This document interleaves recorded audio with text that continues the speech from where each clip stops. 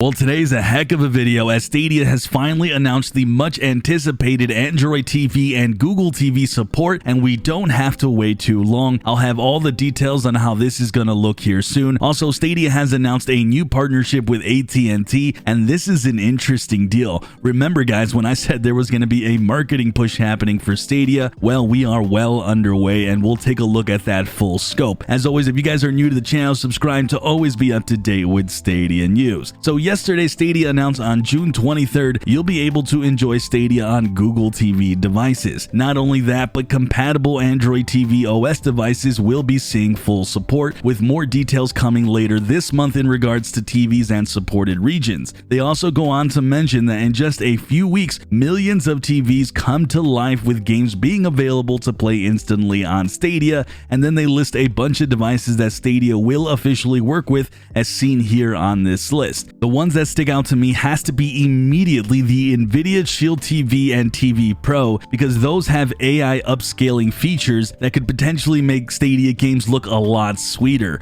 We're gonna have to explore that down the line. But there's also support here for Hisense Android smart TVs, ONNF HD streaming sticks, Philips TVs with certain models, and the Xiaomi Mi Box 3 and Mi Box 4. They also go on to mention, as for Android TV OS devices that are not on this list, you can opt in into an experimental mode for support to play Stadia, and that this feature is still in development, so some of these might not work too perfectly. There you have it though guys, June 23rd, the floodgates will start to open, and the big thing for me more than anything now is TVs having access to Stadia without needing a Chromecast Ultra or even a Google TV, which by the way, I'm glad to see there's going to be full support for that as well. This means that millions of people now could potentially be gaming with the latest AAA titles without having a box of any kind to stream these games if they just have decent internet. Guys, this is pretty big news, and one of the many things that has needed to happen to really see the potential of this platform really get to those levels, those high levels, so it can't be understated how big this is. It will be interesting to see what type of performance that these devices have that you have to opt in actually get. Like, will it be good performance? Will it be pretty crappy? Will it be just good enough? And will this pique the interest of a lot more gamers out there who have been potentially waiting for next gen consoles but have been unable to get it? This really opens up a ton of possibilities, and it will be fascinating to see how it plays out here in just a couple of weeks. As always guys, stay tuned to the channel for future coverage. Well, it looks like something new just popped up. This was found by a Reddit user, but looks like there's a new performance mode or something that will make your mobile experience much better. It says here, try mobile data optimization. And if you're playing over mobile data connection, this option might give you a smoother experience. So wow, I wonder exactly what this means. Like, exactly how is it improving that mobile experience? I will say this though, I played over 4G pretty good with my old carrier. Then I switched over to 5G with this new carrier, and it's been a bit spotty at times, which is ironic because I'm actually using 5G. I'd love to see if this new optimization really improves my 5G a little better. This looks like it is in a slow rollout, so I'll have to test this one out as soon as it hits me live. Alright guys, and with that, there's been a new partnership announcement with AT&T that is offering customers who have 5G plans as well as the home fiber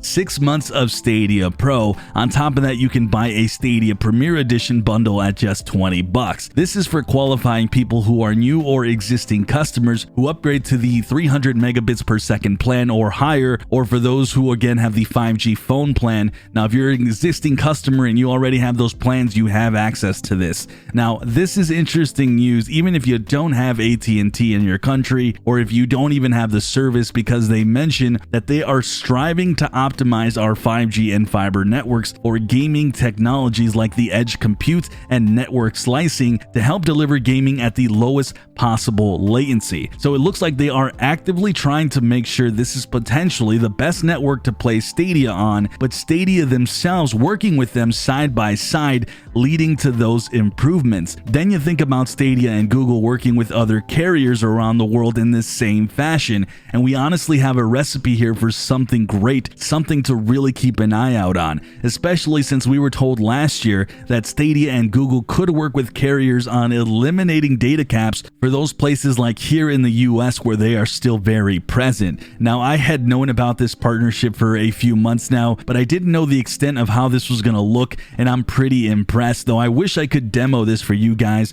but I'm sadly with another carrier. Not sure if the Stadia team has those types of connections, but I'd love to try this out and see how different it is to my current internet. Either way, good stuff. I want to highlight though that if you've been following me on my live streams on the weekends where I tend to devolve some of this stuff that is happening within Stadia, I had been mentioning that we were going to start to see a big push with Stadia marketing. Of course, I'm not that smart, so I didn't put it together that this marketing push was actually going to happen right around the launch of Android TV and Google TV support. But guys, that makes total sense. We also see the new referral program that has just taken off recently, and you really start to see that Stadia is pushing the platform, especially this month and this summer. But I will say this, I do wonder if outside of all the Ubisoft games that are set to come, and if there's anything else up the sleeves of Google and Stadia in regards to just more announcements for more games, the things that we want to see the most.